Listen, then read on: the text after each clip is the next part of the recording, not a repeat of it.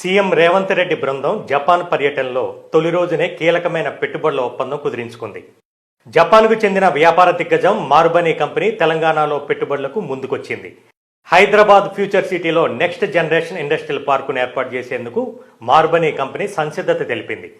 టోక్యోలో ఆ కంపెనీ ప్రతినిధులు ముఖ్యమంత్రి రేవంత్ రెడ్డిని కలుసుకున్నారు. ఇండస్ట్రియల్ పార్క్ ఏర్పాటుకు సంబంధించిన ప్రతిపాదనలు, పెట్టుబడులపై చర్చించారు. దాదాపు 1000 కోట్ల ప్రారంభ పెట్టుబడితో మార్బనీ కంపెనీ ఈ ప్రాజెక్టును చేపట్టనుంది. దశల వారీగా ఫ్యూచర్ సిటీలో 600 ఎకరాల్లో ప్రపంచ స్థాయి నెక్స్ట్ జనరేషన్ ఇండస్ట్రియల్ పార్కును అభివృద్ధి చేసేందుకు ప్రతిపాదనలు తయారు చేసుకుంది. అందుకు సంబంధించిన లెటర్ ఆఫ్ ఇంటెంట్పై ముఖ్యమంత్రి సమక్షంలో ప్రభుత్వ అధికారులు, కంపెనీ ప్రతినిధులు సంతకాలు చేశారు.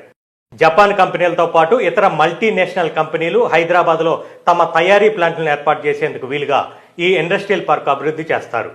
దీంతో దాదాపు 5,000 కోట్లకు పైగా పెట్టుబడులను ఆకర్షించే అంచనాలున్నాయి. మార్బనీ ఇండస్ట్రియల్ పార్క్ ప్రధానంగా electronics, green pharma, precision engineering, aerospace మరియు డిఫెన్స్ రంగాలపై దృష్టి పెడుతుంది. అధునాతన తయారీ రంగాల్లో విదేశీ పెట్టుబడులను ఆకర్షించడంతో పాటు నైపుణ్యం కలిగిన ఉపాధి అవకాశాలను సృష్టించాలనే తెలంగాణ లక్ష్యాలను అనుగుణంగా ఈ ప్రాజెక్టు చేపడతారు. చర్చల సందర్భంగా ముఖ్యమంత్రి రేవంత్ రెడ్డి మాట్లాడుతూ హైదరాబాద్లో కొత్తగా అభివృద్ధి చేస్తున్న ఫ్యూచర్ సిటీకి మార్బనీకి స్వాగతం పలికారు. ఫ్యూచర్ సిటీలో అభివృద్ధి చేసే మొట్టమొదటి పార్క్ ఇదేనని అన్నారు.